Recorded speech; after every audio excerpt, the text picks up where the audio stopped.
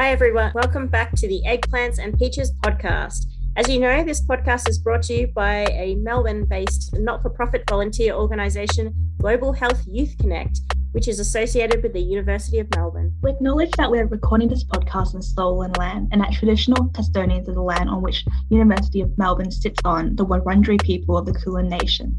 We appreciate a rich history of traditional health and healing practices and want to acknowledge their past, present and emerging, as well as welcome any Indigenous people who might be listening today. After exploring consent, boundaries and respectful relationships in our first episode, we wanted to discuss how social constructs around concepts including sex, gender and sexuality affect adolescent health and how this impacts young people on a global scale. We also wanted to acknowledge that achieving good sexual and adolescent health can be made easier or harder through the context of our environment and individual identities. Don't forget, you can ask us a question or suggest a topic for us to discuss by following our Instagram and Facebook accounts, or send us an email at sexual.and.adolescent.health@ghYC.org.au.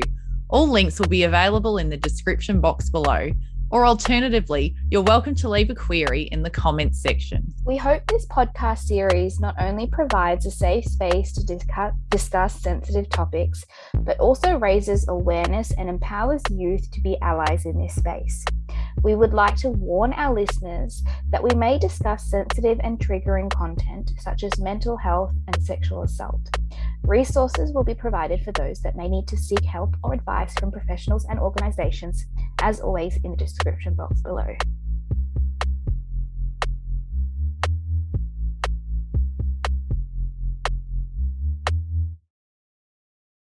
In this episode, we'll be talking about and delving into how sexual and adolescent health and the social constructs that underlie it vary across time and space. What is a social construct? Ooh, that's a tricky one to figure out. Well, if you're wondering what a social construct is, so sexual and adolescent health is underpinned by social constructs such as gender and sexuality. Exposure to the diversity of these social constructs denaturalizes them, i.e. highlights their socially constructed nature, thereby empowering individuals to write new ones. Masculinity, femininity, third gender, gender nonconformity, transgenderism, sexuality, monogamy, relationships, marriage, divorce, family, virginity, love, intimacy, emotional intimacy, sexual intimacy, dating practices, and taboo. When I was looking at what is the social construct, I was kind of just thinking a social construct is just where there's something and the source of the thing is society, as opposed to, I think what we're going to be talking about is gender and things like that. So as opposed to the source of the thing being biology or psychology or something else, it's the source of the thing is society. And does that make sense? Yeah, I think of social construct, and an example that pops into my mind is something like women being hairless, women not having hair on their legs, as a source of gender expression. And we'll explain gender expression later, but that didn't exist pre-1920, and then suddenly they want to sell a lady's razor blade and it's all the rage. So it's something that society tells us is a standard or a norm that we should do and accept, but it completely comes from society. There's nothing natural or normal about it. We just all come to believe it because it's a norm. I thought that was such a good example. I loved how, for instance, having no leg hair or armpit hair is feminine, and then people will say that all this social construct stuff is just a load of rubbish. But obviously, it's not, because no leg hair or no armpit hair is literally not natural. It's something that we do. Yeah, and I think leading on to that, I continually make those comparisons between men and women. It's not okay for a woman to have hairy legs or hairy armpits, but it's okay for a man to. But then it's also weird if a man shaves his legs or shaves his armpits. It's flipped sometimes too, I think. And actually, I just did a little Google search, and Google's telling me that a social construct is something that exists not in objective reality, but as a result of human interaction. So it exists because humans agree that it exists. So it's created by us, but it works against us. Yeah, for sure, Vidya. I also just did a quick Google search to see for some other examples, because I think it doesn't have to be, I think there is a positive lens that we can take with this as well.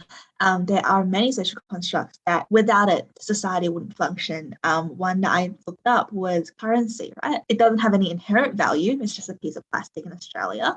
If you're in another part of the world, it's a piece of paper, but we give it value by all agreeing on it. And I think that things like currency and government, those constructs help advance society, and it's pretty beneficial for all that it is agreed on. But I think the problem comes when some social constructs are making minority groups or is bringing prejudice to certain groups and just creating this injustice in society. I think that's when we should acknowledge it and then reform that construct to make it beneficial again. So I think it's good to know that we have the power to change it. I love those points on how it doesn't exist in reality, but it's still real. Like money is a social construct, but you can't tell someone that money's not real because you need it to survive. And also about how I love that point about how some social constructs are good and helpful, and it's only when they become harmful that we need to do something about it. And actually, like, the cool thing about them is if you get on top of them, you can change them, even though it takes a lot of effort. And you're like,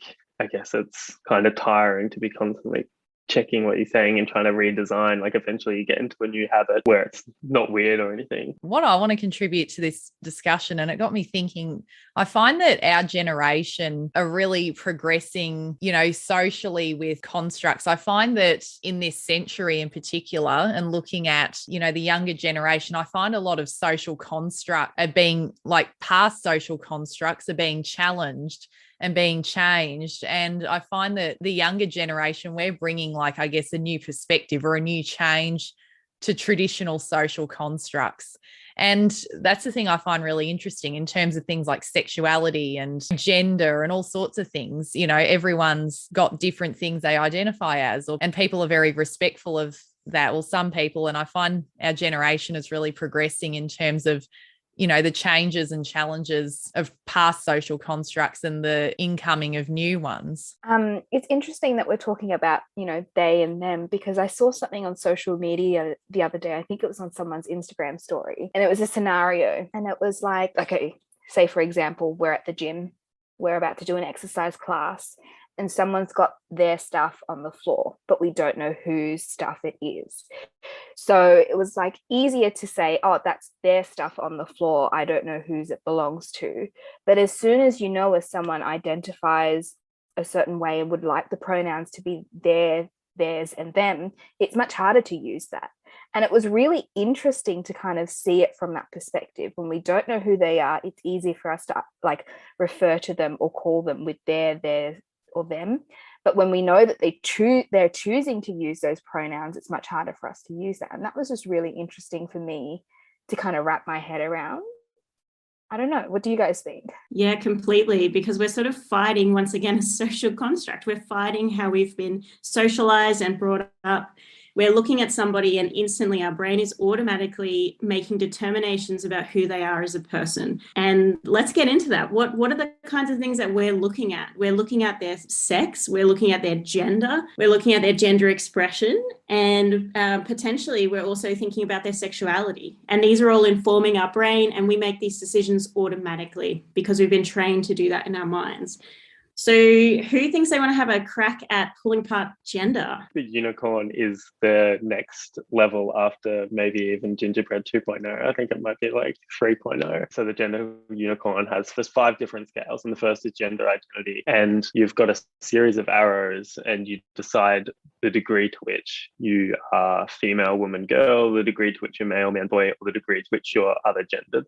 So you can feel that you're a lot female and a little bit male, like they're not mutually exclusive. Then the next one's gender expression. So whether you express yourself feminine, masculine, or something else.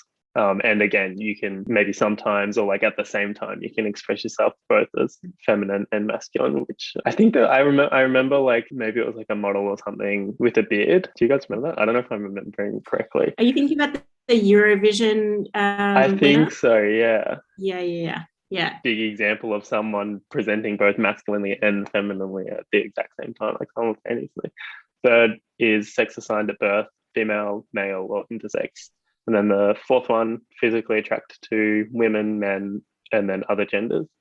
And finally, emotionally attracted to women, men, and other genders. And I think there's some really interesting things. I guess if we start with sex, because we think sex is going to be clear cut, right? We think it's just going to be male, female. What does your junk tell you who you are? But really, it's nowhere near that clear cut. And we have intersex people, of course. So intersex people, so we can have male, female, or intersex.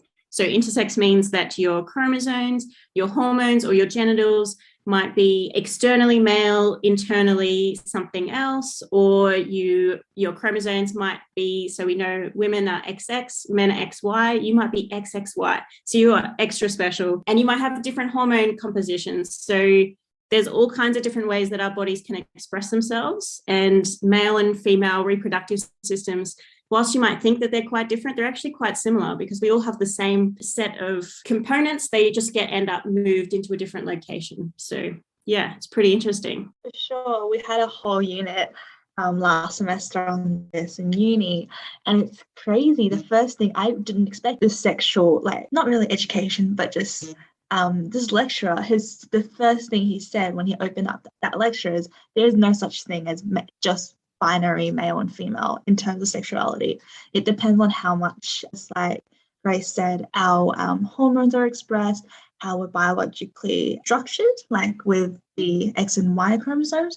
But overall, he says there's a recent study showing that you can give a female testosterone during puberty and induce her to turn into a male sexually, and vice versa. You can induce a male body to express female traits by giving him different hormones as well. So it's really non-binary, even from a biological point of view.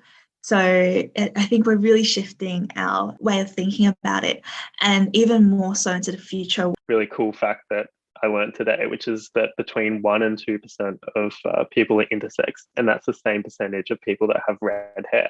So like just as common as redheads are, just as common as people with red hair are, is as common as intersex people are. And we probably, I think there's no one that I've met that I've known is intersex, but we would know so many intersex people. Yeah, for sure. I think high school biology there's also, I think it's 1 in 200 males have double Y syndrome. It's very, very much more prevalent than we might think. And that's a really cool fact. And I might just add, intersex says nothing about your sexuality or your gender expressions. So you could be an intersex person and express yourself as a female or as a male.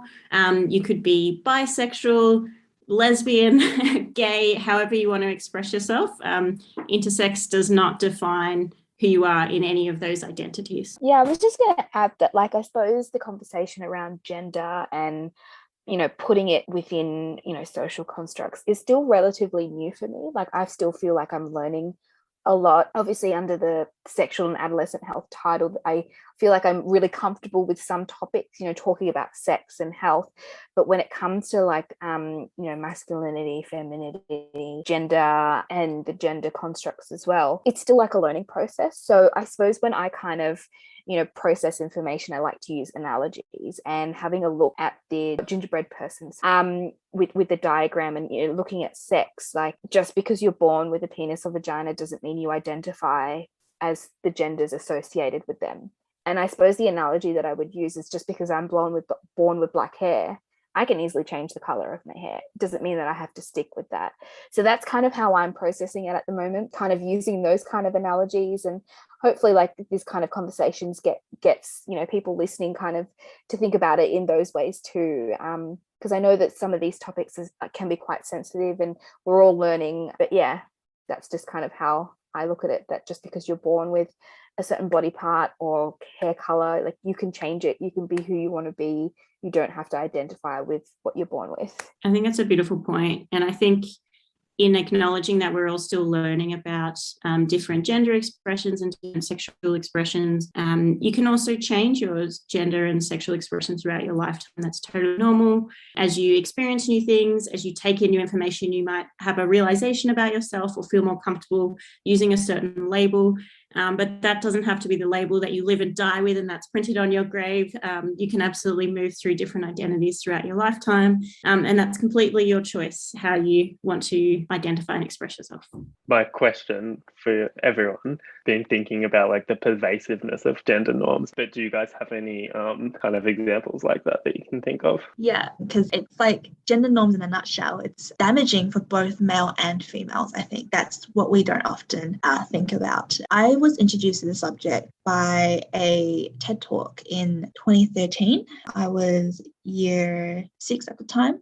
I'm a baby, and I listened to this TED Talk. You guys should check it out. It's pretty long, but Chimamanda Ngozi Adichie, she did a TED Talk, called "We Should All Be Feminists," and it's just literally highlighting how the feminist movement isn't about bringing. You might think it's like, oh, it's about like bringing equality to women. No, the fundamental definition of the feminist movement is bring equality to all sexes, and that's social equality, political, all of that.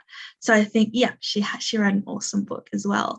But I think with that in mind, and with the words that she says, I'm not going to take credit for it, but I think it's an issue. We have to include all genders into this conversation, because we're all affected. And it could be as simple as the way that you've been, I guess it's not as common now, but the way you've been conditioned growing up, thinking, oh, if you grew up with a sibling, then it's okay for a little girl to cry, but men should be strong and they shouldn't show emotion. And I think it permeates media as well. And it's just overall really damaging. That's why you see such high suicide rates for men. So I don't think we talk about that enough, because it's an issue that affects everyone. It also requires the action of everyone to overcome it. And it's not, we shouldn't just focus on women when we're talking about feminism. We need to include all genders into the conversation. I just wanted to add to that. It was really interesting that you brought that up, because I have a lot of friends at the moment who, closer to their 30s, mid-30s, who are thinking about having children. And I suppose the common question is, would you rather a boy or a girl? I have a lot of friends who have said that they'd rather a girl. And when I ask them why, immediate response is, oh, well, the girl, she'll be the oldest, she'll be able to take care of the other kids, she'll be nurturing, she'll be kind, caring. And it's interesting to hear that, because why wouldn't you assume a male child could do that? Or if you believe that they're, I hate to say this, but have a lesser ability to do that, it's a perfect teaching moment to nurture that child to be nurturing. And I think it's so interesting that they would rather a female because of these ideologies that have been attached to the female gender, whereas a male child could be equally nurturing, or learn to be nurturing as well. I was going to say, I love that point, Vidya. Have you guys heard of like mental labor? It's like emotional labor is a term originally coined by, it essentially involves trying to feel the right feeling. Things like thinking about what's for dinner, and like thinking about going to the supermarket and what we're going to need. And like a lot of the time I remember being this way, and really like I've had to try to not do that and catch myself being kind of lazy with respect to mental load, just going, oh, I don't mind, like whatever. Like I think that's kind of a male thing to do, and it doesn't seem like it's any work, because you're saying, oh, I'm easy, but like no, it's like no, someone has to do this, and it's actually just lazy, and then all this mental load gets pushed onto women. That just sparked something in my mind about this might not be the direction you're going for, but about how the same thing can have different connotation if it's attached to male or female. So if we take marriage, for example, which is also a social construct, but with marriage, usually, and we do this so subconsciously, it's this unconscious bias that we hold, and we might say, oh my God, there's no wage gap, right? So the genders are equal. It feels like we've put sexism behind us, but it doesn't work like that. It's permeating into our lives, and like what we mentioned, in such a scary way that we really have to check our bias to see it. And an example of that is marriage. So say you're a corporate leader who's interviewing someone, and if the candidate comes in and they're wearing a wedding band, then if it's a woman, then you would associate with her wedding and her being wed, having a family, you would associate that she might put her family first, that she might be more emotional, that she could have kid responsibilities to look after kids. If she hadn't had kids yet, then you're thinking about pregnancy leave, maternity leave. You're thinking about all of those liabilities rather than what the strength that marriage could bring her. On the other side, if it's a men coming in with a wedding band, it's the same thing, marriage, but when we associate it with men, we're saying, oh, they're more settled down, they're more mature, they've got their lives sorted out. It's so, and I think this, it's your point about mental load that reminds me of this, because that same transitionary life, phase in life, marriage, is crazy for women when we think about it. We're often, I don't know if you guys personally experienced this, but have to we're actually asking ourselves, do we want our career or do we want marriage? And that's not the question that men might have to ask. No, I think those are some great points. And I think that kind of leads into what I wanted to talk about. And it's just about gender roles. I think, they happen across the board. But for me, growing up in an ethnic household, they were so clearly defined. Mum had her roles, dad has his roles, and there was never crossover. And so it was interesting to see as a child how I had developed this sense of what a woman needs to do and what a man needs to do. Mum was always in the kitchen doing the groceries, running the kids around. Dad would come home from work, mow the lawn, look after the cars. It was just so clear cut. But now as I've grown up, and I suppose I've become independent, and I've had to kind of learn personally there shouldn't be those divided gender roles.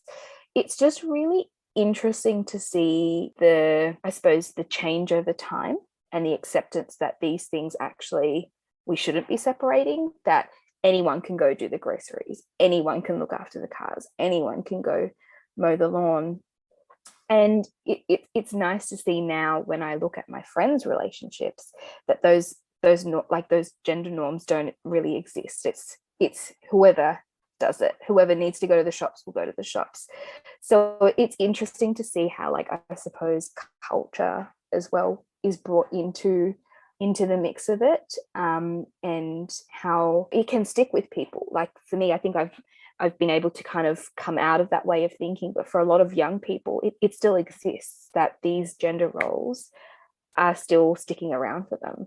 Just a quick warning before we get into the next part of this episode. We are going to be talking about virginity. We respect everybody's views and opinions on this topic, but this is the context in which we are discussing it. Taking that global perspective, Vidya, I was also thinking about a different social construct, virginity. One that is very loaded. I don't think you can escape it, whatever culture you are living in. It has a lot of connotations with it. But if we look at it from a biological standpoint, it doesn't exist. There is no magical gate that you walk through once you have whatever version of sex you think it takes to lose, in quotation marks, your virginity.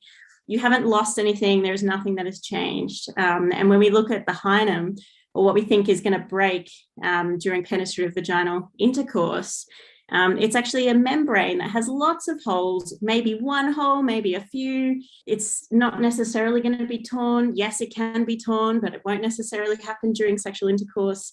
And it's absolutely a myth that women are going to bleed during their first sexual experience. So this really harmful, pervasive myth of virginity really hurts women all over the world. And we think of it in sort of like low and middle income countries where we hear about virginity tests being conducted by doctors. I remember reading a lot about it in Afghanistan when I was looking at that. And in Afghanistan, women can be put in prison if they're found to have failed that virginity test. But I think it's easy to think that's something that happens somewhere else. But absolutely, it's a global issue. It's happening absolutely in America. They're doing virginity tests even now. And people are using that as a threat to their daughters. Even if they're not taking them to a doctor, they might say, I'm going to get you checked at the ages of 16, 17, 18 to ensure that you're still a virgin. And I think it's really confronting when you think about, social constructs. Sometimes we go, oh, it's harmless. What does it harm anybody if a girl's wearing a dress and we expect girls to wear pink and boys to wear blue? But in these really extreme circumstances where we start zooming out, we realize the compounding effects of power and control over women's sexuality. how that can express itself in really nasty ways. Yeah, I think those are some great points, especially bringing up virginity. I think there's so many different like standpoints on it and so many different talking points. And I suppose, going back to your question of like, what's the harm? A lot of women actually, I've like read, have been asked to be sewn back up to maintain their virginity or what they think their virginity is. So they may have engaged in some sort of sexual experience and then for whatever reason have chosen to become a virgin again. So they've gone and sought out medical advice. That's also very dangerous because nothing like that actually exists. And they're actually sold these ideologies that you can be sewn up to regain your virginity as well. And it's quite horrifying because of the health risks, undergoing these kind of procedures in clandestine clinics or backdoor areas or in the back of someone's house. It's not actually healthy. It's not good at all. So I think that's something that's really like good to be aware of as well, that kind of ideas are circulating amongst some communities as well. Virginity as a whole does not exist at all. So that's something that I know that kind of has been going around, especially within the younger generation. And yeah, Vidya, you've raised some really good points. And just on virginity, I find that sometimes, and it's even portrayed in media as well, like in movies and TV shows and things like that, I find often with virginity based on males or females, there's always some kind of, when a guy loses his virginity, it's like, oh yeah, mate, good on ya. Yeah, you're not a virgin anymore. Whereas with a girl, it's like a loss of innocence, or it's like, oh my gosh, she's not pure anymore. She's lost her innocence. And that's just really, I find it's very damaging, particularly having these stereotypes of virginity on males and females. I just think that it's wrong. Like, to stigmatize a woman for losing her virginity, I think is wrong, because it plays into that whole thing of, oh, she's a bit of a slut or she's not pure anymore. Whereas with a guy, it's like, no big deal. Like, it doesn't matter for a guy. And I just find that really wrong. And also when we circle back to what we talked about with consent, for example, virginity plays into it so much, because often for teenagers or young people, when they're in a relationship with someone and they are a virgin, sometimes they might be unsure if they want to have sex with the person that they're dating, because they might feel like that person's not the right person, or they might not feel ready yet, or there might be family pressures or all sorts of things. So they're just points I wanted to raise about virginity. But basically with what we were talking about with gender roles, I find that virginity kind of plays into that. And depending what gender you are, it's almost like a stereotype kind of. And also I find sometimes as well with gay relationships, sometimes people think that losing your virginity is the standard penis vagina sex. Like, they just think that it's heterosexual. But a gay relationship or having sex with someone who's the same sex as you, that you can lose your virginity with that as well. But some people think that that's not the right way to lose your virginity, or people think you still are a virgin because you haven't had the standard intercourse. Yeah, some really, really great points in that. I loved how you brought in. Anyways, I wanted to add my 2 cents and just bring another perspective into this discussion about virginity as well. I think we've reached a consensus that it's not a real thing. It's just a social construct. And I think it's, from my experience of the arts, the classical arts literature, I think if we delve into how the idea came about, it's actually really interesting to see that it's another unrealistic expectation of a society, of a somewhat patriarchal society. Yeah, so I really like in this point about the same, this is what I was going to say. I really like in this point about how the same idea of virginity means different things for men and women. And let's just talk about a woman losing her virginity, with air quotations around that. It's this contrary expectation of society, because we want our girls to be pure and virgins, but we also want them to be fertile. But the two can't happen at the same time. And the best example of this is the Virgin Mary, right? That's the literally epitome of the perfect woman. She's had Jesus, she's fertile, but she hasn't lost her virginity. It's just, when you put it into that context, and just overall, if you look at classical mythology and different religion, like not really religion, but like with Greek mythology, I think Athena is the goddess of chastity. She's being chaste. She's a virgin goddess. But at the same time, she's also the goddess of childbirth. They don't correlate childbirth with losing your virginity, because I think there is something contrary to losing virginity being impure, but childbirth being pure. And women have to somehow have both qualities. It's so contradictory. So I don't know if that made sense, but just bring in a bit of a classical art sort of lens, moving away from biology, looking at where did this idea come from? And actually this is just an idea that no one really can uphold. It's such a good point that could there be any more of an unobtainable ideal than virgin child bearer? The one point I want to make, because Inda was talking about consent and thinking about the connection between gender norms, gender roles, and consent. I was reading Melissa and Yumi's book last night. I was looking at two ways that I could make the connection between gender roles, or that I've seen that make the connection between gender roles and consent. And the first one for women is that women are often socialized to please people and smile and not say no. And then in consent, that comes into the appeasing part of, there's the four parts. I think it's freezing, appeasing part of consent, where you say, I don't really want this, but I know you want it, so I want to make sure you feel good. And then the second part I was thinking about is how someone was talking earlier, how actually it was you, Vidya, you were talking about how women are socialized and expected to be caring and thinking about others and empathetic, but then boys aren't. And then that means they don't develop the right skills and the right tools to be able to check in with people when they might be in a sexual encounter, because they're not thinking as much, or I have the feeling that they're not thinking as much about how the other party is feeling, because they've never developed those tools as much as girls have. So I think I saw really clear connections between gender norms and consent there. That's so interesting. And I just wanted to highlight for anybody who might be wondering, if you have a value or a set of beliefs around not having any sexual relations before marriage, or waiting for a special person before you have sexual relations, that is a really important thing to be aware of, and to analyze your own values and beliefs, understand where they come from. Maybe they are influenced by religion, and that's completely okay. But I guess what we're talking about here is the harmful social construct of virginity, where we judge people and label people, and there's really negative societal impacts for somebody around their sexual activity. So those two things sort of are in opposition. But if you know what your values are and you live by your values, completely acceptable. And if sort of not having sexual relations is one of those values, that's completely okay.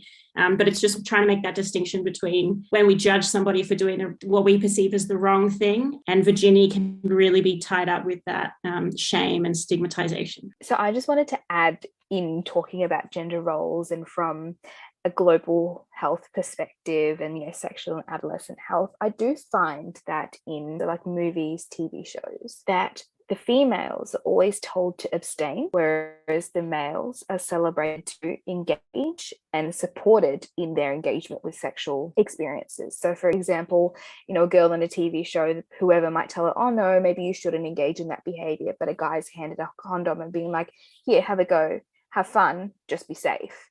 So it's interesting to also see those kinds of roles being portrayed in media as well. And I think also just the idea of abstinence, personally, doesn't sit well with me. I think sex is such a natural part of the human experience, especially in discovering who you are as an adolescent and developing your identity.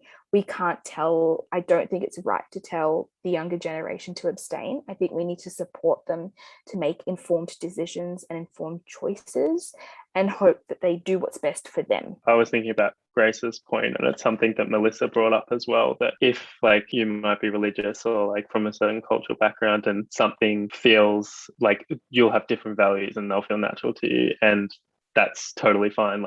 It's not about saying that people should, everyone should engage in sex before marriage or anything. It's totally fine if what feels natural to you and what feels right to you is waiting or something like that. And Melissa was saying that the point is that whatever's right for you is fine, and we'll respect values, but the point is just not to be imposing those values on others. That's kind of what she was saying. So we've thought a little bit about the global impact of sexual health on adolescents, but even in Australia, where you live impacts the opportunities and challenges you face in pursuing good sexual and adolescent health. And exploring these variations are really important to understanding. But I thought did a little research on urban versus rural in Australia, because I was really thinking about my experiences growing up on a farm and how that impacted my ability to have really good sexual health as an adolescent. So 28% of Australians live in rural and remote areas, which is actually a lot more than I think I was anticipating. And something that I experienced while I was living on the farm, not having access to a car, you can't get your driver's license until you're 18 in Victoria. So that meant that I was either at school or I was on the farm. You know, there's no way for me to get employment, to earn money, and to go see a doctor on my own independently, you know, to try to get around your family and do something privately, such as trying to access contraception, just felt like an impossible task. At the time, there wasn't any education about how young people can get their own Medicare cards. Telehealth wasn't a thing. There were all these boundaries to having good sexual health, and it meant that you had to rely on trying to sneak some condoms from your local supermarket, where you're probably going to bump into your high school teacher or some unpleasant person that you don't want to see while you're getting condoms. So there's a lot to think about when you think about the differences in access, and, you know, access to public transport is a big thing.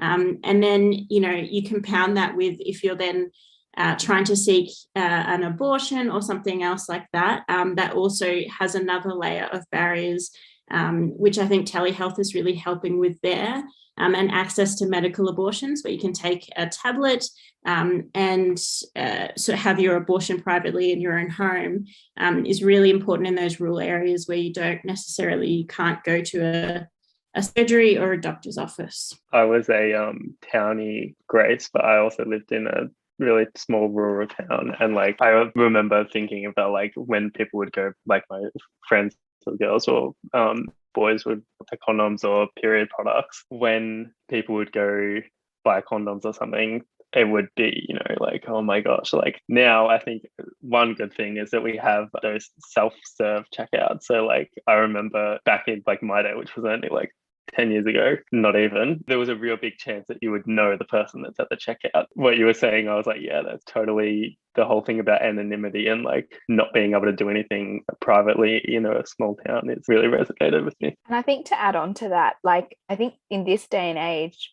we can buy everything online as well. You can now get contraception online. I know that there's a site called Kin Fertility where you can sign up, speak to a GP, do a little like health test, and they can send contraception out to you.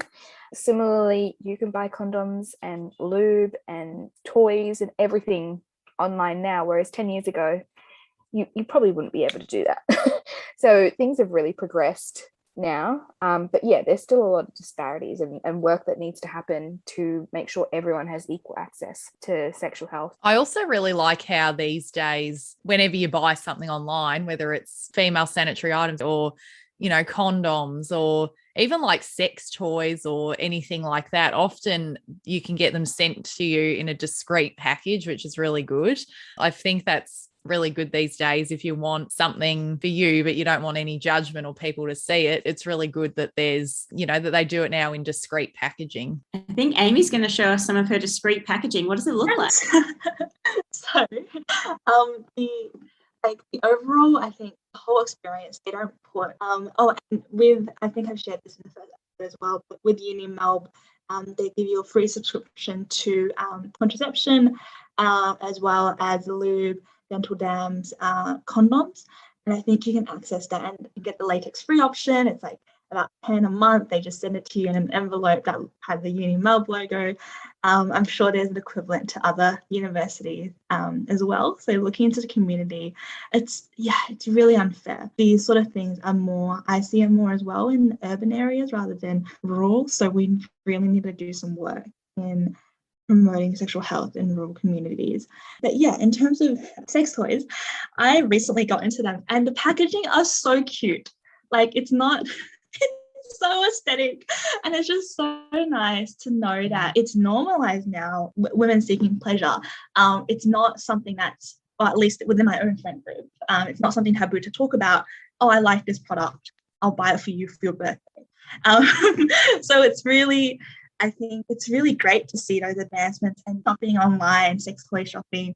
If you spent 3 hours in Sexyland just in the aisles, you'd be totally, haven't gone into person. But I think the browsing process online, it's a whole market, I think, but it's because of this progression and this more acceptance in and this opening up of being more comfortable to talk about sex. That's actually really good, Amy, that you were able to share that with us, because for a lot of people, it is quite, I guess, scary or shameful to share things like that. I mean, I certainly couldn't, particularly with my friends or family. Like, I couldn't talk about that at all. But I really admire how you're able to just talk to us about that now. And there's no issue with seeking pleasure or, using your own toys or things like that, because sexuality is natural. And at the end of the day, it's nobody else's business. I've got a really good saying that I came up with.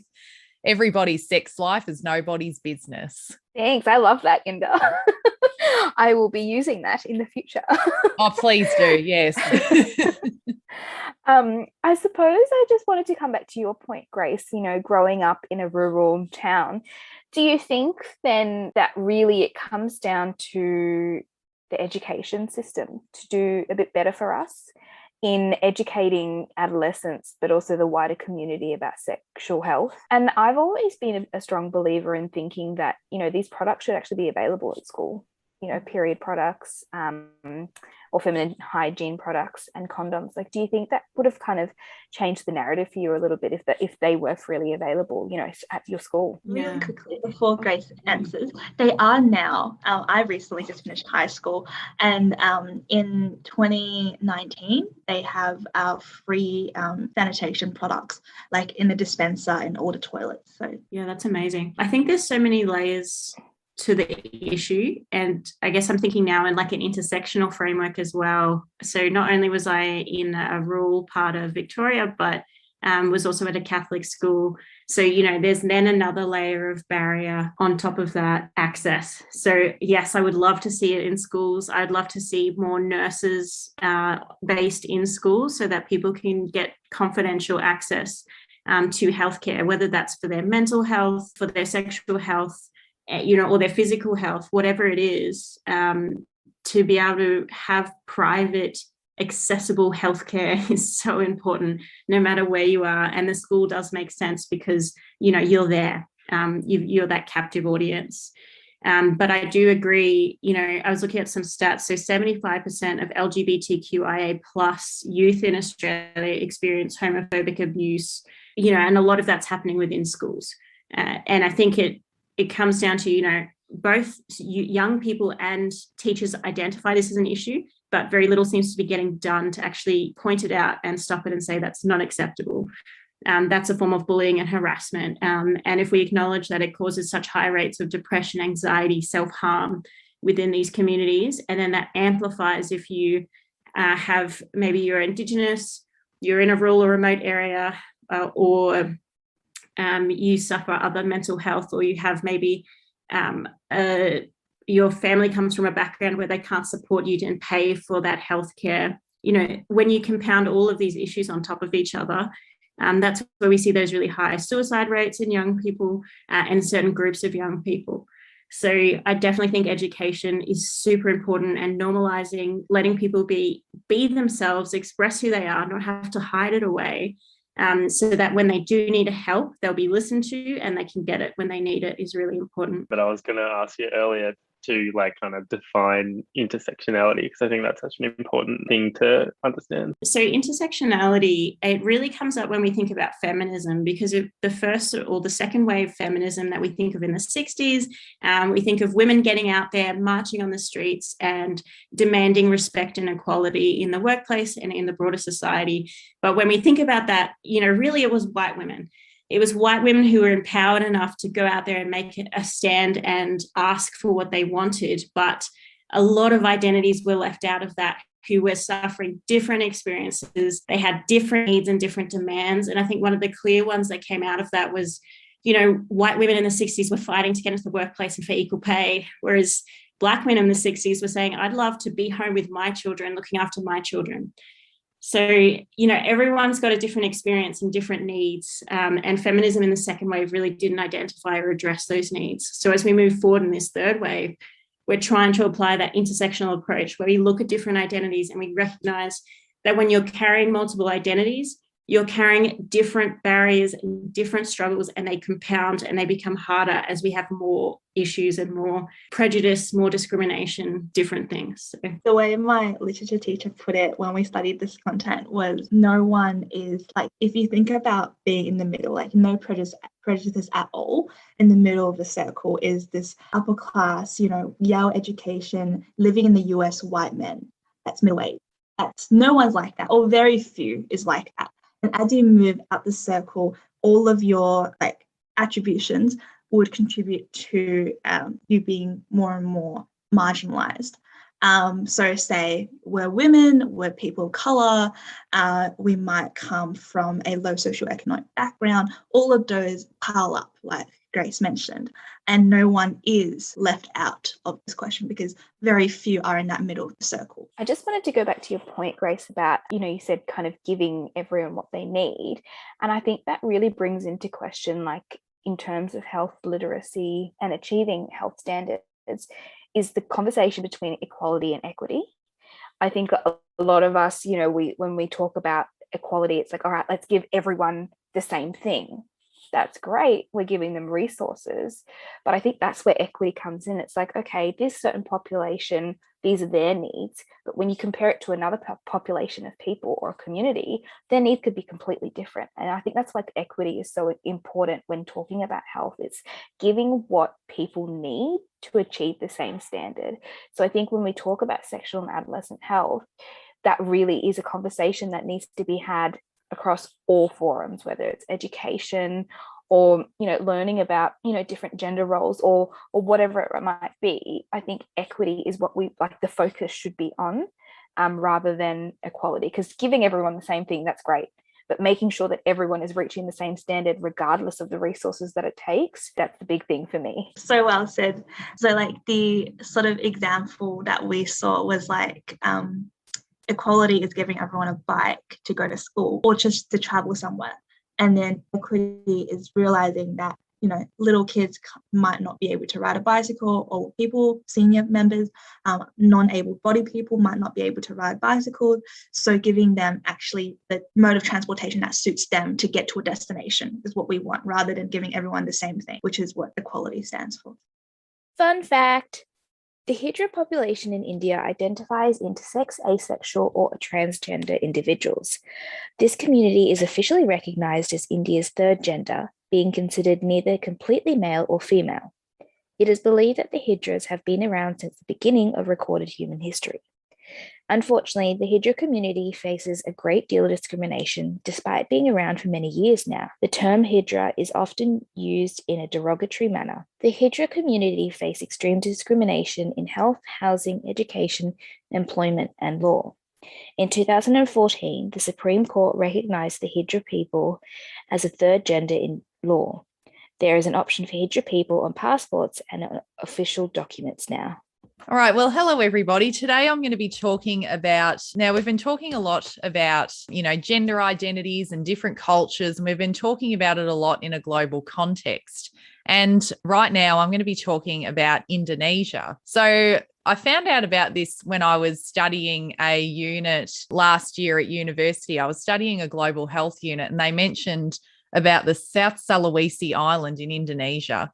And plus, I also chose this because I'm also half Indonesian myself, as my father's from there and my mother, she's Australian. So gender is a subjective aspect of identity. So in the South Sulawesi Island in Indonesia, they have people who are biologically male and identify as a man, or people who are biologically female and who identify as a woman. But they also have other genders as well, another 3 to be exact. And the other genders are, so the first one is the underlie, And Kalalai are biological females who live and work more like men in the society. And then there's Calabai, which is biological males who live like women, wear feminine clothes, and perform many of the functions that women traditionally perform. And usually neither Kalalai or Calabai actually want to become the opposite gender. And the fifth recognized gender is the Bisu, and they are a class of traditional priests. They are experts in pre-Islamic Buddhist belief systems and rituals, and they're regarded as embodiments of male, female, mortal, and deity combined. The blending of genders is believed to bestow special spiritual powers upon them, and they are highly regarded in Buddhist society for having a unique ability to intercede with the spirit world. I actually found this extremely interesting because in Indonesia, it's predominantly a conservative Muslim country, and it's a bit of a challenge on South Sulawesi Island it's challenging the traditional customs and religious norms that Indonesia as a country has, and having the different genders is also quite a bit of a challenge. And that's something that we will look at in this podcast, is about how often genders and, traditions and customs that we may have grown up in, or the society we were brought up in, affects how we look at who we are and what we want and who we want to be. Inda, I think that's so fascinating. And it makes me think a little bit about the sister girls and brother boys in Australian Indigenous culture, and how important it is for Indigenous people. I was watching a documentary, and it was a group of sister girls. So these are people who are born and have biologically male reproductive parts, but identify as women and are transgender. And these sister girls were sort of somewhat excluded from their communities, and how painful that was, because part of, good holistic Indigenous health is that connection to community and country. So I was thinking about that as you're talking about this Indonesian minority of trying to blend cultures and trying to maintain and have that good holistic health and well-being by practicing their traditional understandings of gender and expressing themselves how they traditionally do.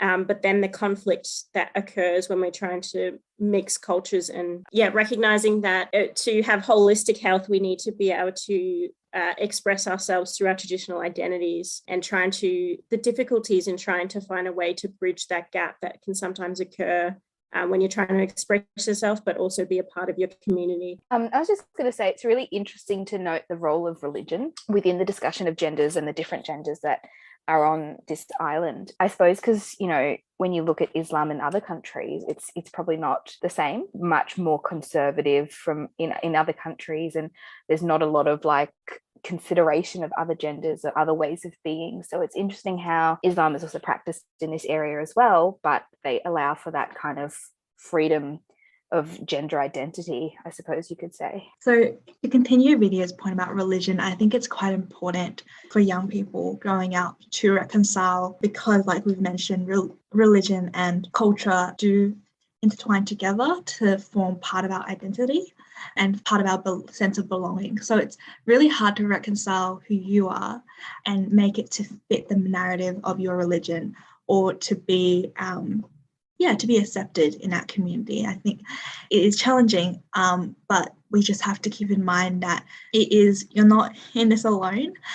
There's many of us at this time, we're growing into ourselves, that we find ourselves in these crossroads. We don't know how to navigate our own identity, and always there's help around, but also knowing that I'm speaking from experience here, but I'm Buddhist, and I know our culture and religion, and my friend's Christian, we all practice love as part of it. So I think understanding that, keeping that in mind, being forgiving, and continuing forward with that. I think it's about asking for help and looking for your community and your tribe. No, that's just that's so true, Amy. And I know that from my personal experience as well, because when I thought about South Sulawesi Island and about Indonesia as a country, growing up my parents used to take me to Indonesia every now and again. I would go to places like Bali and Bandung and Jogja. And also I thought of cultural norms as well, particularly between my parents as well, because my mum's Australian, my dad's Indonesian. And sometimes growing up, I would see,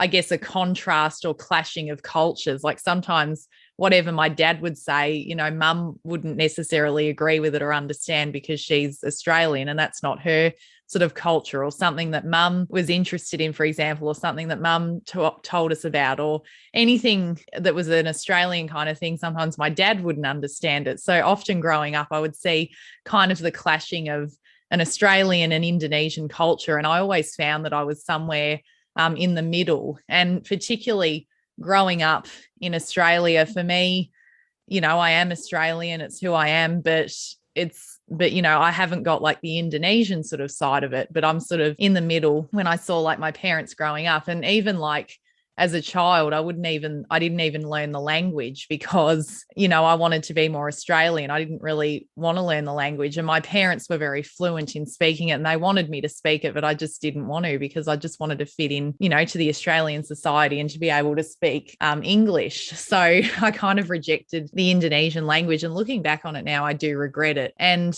I've even thought about going back and learning more about it.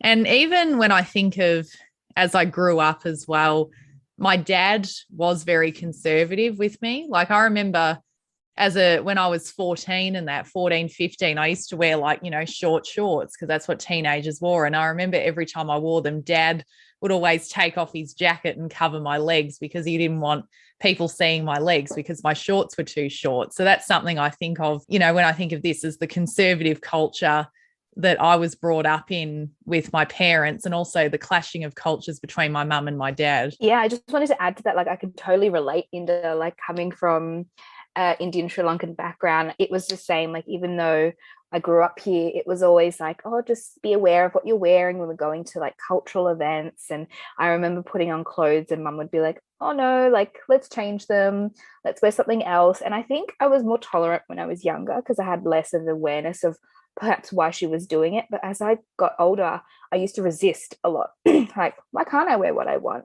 It's my body. I want to have the autonomy over my body. And it was always, oh, but what will so and so think, or what will they say about this? And I understand it, but I think as a teen, as you're growing up, like you should have that freedom.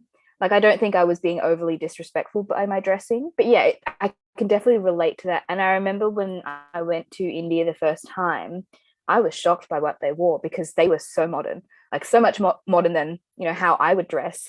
And I remember turning to my mum and being like, oh, look, they're wearing that. And then she was just like, oh yeah, like they like the dressing is almost like much more advanced than maybe what we were expecting. So I think that's also really interesting to kind of like look at and kind of reflect on, like from my childhood as well. I think it's so interesting listening to both Inda and Vidya there and thinking about how people who identify as women, how their bodies and their sexuality is really policed during adolescence. And, it does continue on, but I think as you have more autonomy, you can decide where your boundaries are with that. And it is a really difficult battle because we're brought up in a society, and this is globally, where women, and coming back to that concept of virginity and purity and innocence, and really not acknowledging that young women are sexual beings and that having that sexual autonomy, but also fighting them with the tension of objectification, which is completely legitimate fear that, parents have. They don't want their young person to be objectified. And it's a very hard place for women now to navigate of at what point am I wearing these clothes because it makes me feel really good?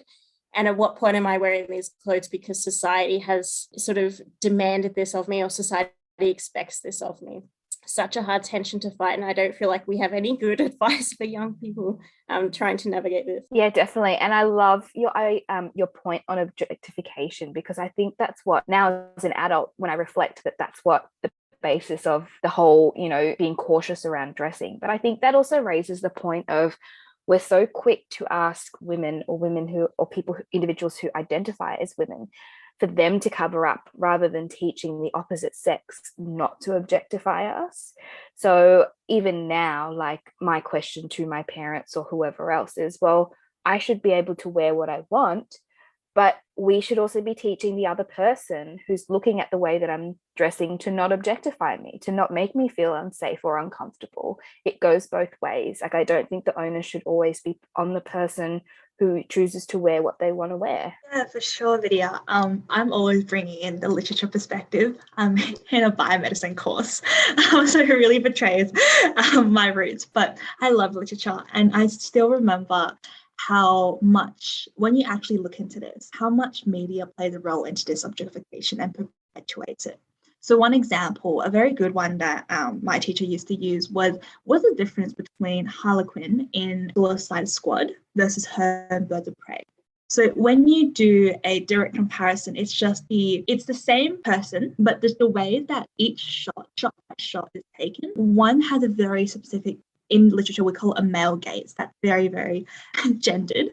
But with the male gaze, it's about looking at women like a object of sexual desire, whereas she's wearing the same clothes in Birds of Prey, but the shot, the way the camera is facing, all of it, it's empowering her rather than showing her as a sexual object. So I think it's a nuance of that might be quite unconscious when we consume media.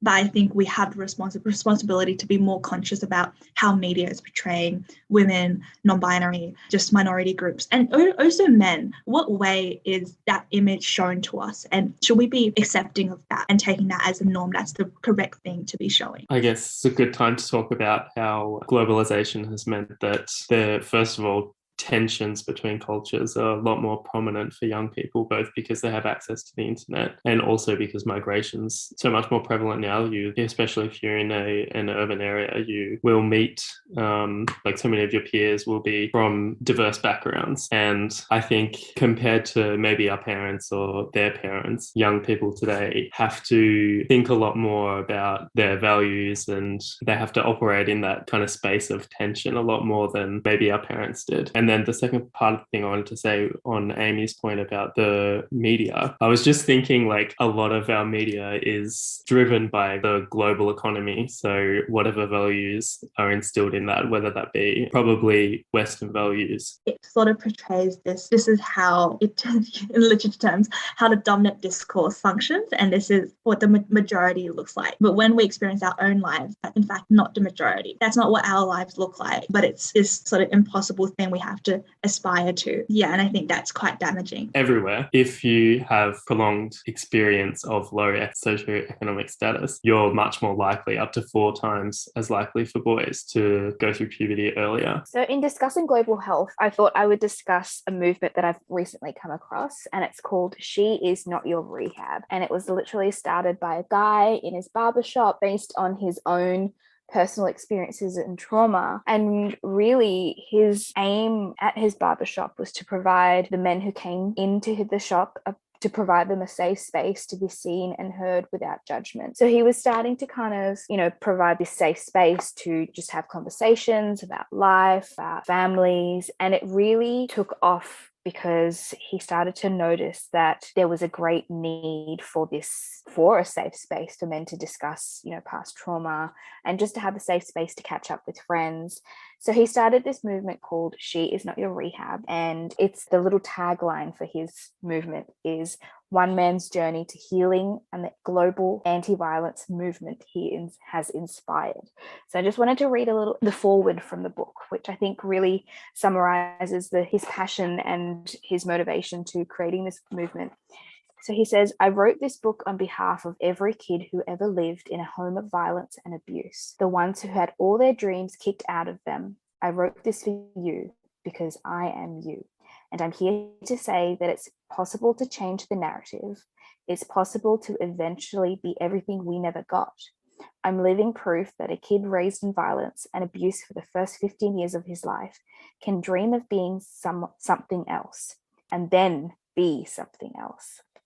And I thought that was just a nice little summary of, his reasons for doing this. And it really raises the conversation of domestic violence and intergenerational violence, and how significant the impacts of these two things can really have at the time of occurring, and throughout the discourse of someone's life as well. And it's really interesting to kind of note the impact of intergenerational violence. And I think right now, I suppose the kind of thought process is like, oh, well, yeah, that's what you went through as a child. How does it affect you when you're much older? But we really need to think about, what are they learning when they're exposed to intergenerational violence as well as domestic violence? What are they seeing? What are they hearing? How does this lead to levels of acceptance in other relationships that they have, through, whether it's friendships with their peers and adolescent relationships, and then into adult relationships. I remember I did an assignment last semester in adolescent health where I specifically looked into intergenerational violence, and adolescents who had experienced domestic violence as a child were like 85% more likely to engage in, be exposed to, exhibit domestic violence in their own adolescent relationships, but also in their adult relationships as well. And this was just such a thought-provoking fact for me, because it really does, for lack of a better word, like set them up for the rest of their lives. It really impacts the way that they think, the way they love other people, the way that they love themselves. And I think it's just something that we really need to start talking more about, because more and more people are going through it. And I think we know that because of the way people are voicing their experiences with domestic violence. And I think, in relation to this movement, from Matt, being She's Not Your Rehab, it really highlights the interconnectedness of intergenerational violence, sexual and adolescent health, but also mental health and physical health. I know our purpose of this podcast is to discuss sexual and adolescent health, but we really have to consider the other components of health within the discussion of intergenerational health. And I think the only way we can really do it is, maybe we all don't need to create a movement like Matt has, but to open up the conversation, to create awareness, and to be allies within this space. And I think, mental health is such a big part of it too, in getting more support for males within the mental health space. Like, I think that is really evident right now. Like, that's really a focus on a lot of campaigns, mental health campaigns, is to bring awareness to men's mental health, because really at the crux of it, this intergenerational violence and domestic violence, for me, I look at it as the unprocessing of, or discussion of, raw trauma. Like, it's allowing men to talk about what's happened and to put a stop to it happening further down the line. That's such an interesting movement video, and so important. I think it's curious how, when it comes to an adolescent who's experienced trauma, society as a whole is so accepting and ready to help and support that individual. But as soon as they become an adult who is a perpetrator of violence, we suddenly cut them off and just don't look at that person as a part of their lived experience, and realize there is a reason for their actions and behaviors. But we really just narrow in and focus on that behavior because it is so horrific and unimaginable. And of course, we're thinking about the victims and innocent victims. And that is so unfair, that they're the ones to suffer for what somebody's father, whose father's fathers, who white colonizers, there's all these levels of different violence that, causes intergenerational trauma. And it's so important that we're able to empathize with people and realize that we need to support that person so that they can process that trauma, as you say, and come to the other side of it and be able to re-emerge in society as a healthy individual who can have respectful relationships. I really liked your point, Grace, on how we cut people off as soon as they kind of become adults. And I was thinking about that with Vidya's point on recognizing the interconnectedness of all these issues. And I have a quote from Matt from his TED Talk. And he says, when you dehumanize violent men as merely monsters, you remove cultural and societal accountability for creating them. And then he says, forgiving does not mean condoning. So while we can recognize that their actions are horrible, we can simultaneously recognize that they're not isolated, and it's a problem for everyone to fix, not just that individual's problem. Yeah, I was just definitely going to add, I think you both make some great points there. In addition to that, I work as a behavior support practitioner, and part of my role is to identify the functions of behavior. So if I'm going to put my little BSP hat on, I would say that, when violence in this nature is being carried out, the first kind of thing is to say is, well, don't do it. don't engage in domestic violence, don't be violent or abusive, don't be emotional abusive. But like, we need to understand why it's happening. And rather than just slapping on, a band-aid solution of, oh, here's a fine, here's some jail time, community service, we need to really work and break down and unpack the reasons for why it's happening and work on that, rather than just putting some sort of band-aid solution onto this too. And also, I just wanted to add that, I think so often we talk about people being the perpetrator of domestic violence and how that should be the focus, but also we need to focus on the victims of domestic violence and their acceptance of domestic violence, because I think that acceptance also comes from intergenerational violence, watching their mums deal with it, or their grandmothers deal with it, or their grandfathers deal with it. We need to also focus on identifying it and being able to reach out and stopping intergenerational violence in that way too. That's such a good point. And I think what we talked about in episode 1 about consent and healthy relationships, respectful relationships, is so much of how do we prevent this violence from occurring in the first place, and how do we recognize it early on? Because absolutely there will be signs. If somebody has only ever been modeled poor relationships which are not respectful, they're going to be acting that out very early on. So the better as a society we can identify that and support those people to learn those new skills, the more we can hopefully prevent it before it starts. Such a great framing. Instead of focusing just on the individual, you look beyond and address cultural and societal problems. Hi everyone. I hope you are enjoying the Eggplants and Peaches podcast. I'm here to tell you about another podcast called Youthology, Navigating Life as a Youth. This podcast is hosted by me, Inda Johannes, and is all about the issues, experiences and fun that is experienced by youth. I talk about a range of topics and have special guests and friends joining me for some episodes. Listen now on Spotify, Apple Podcasts, Google Podcasts and more. I hope to have you join me soon.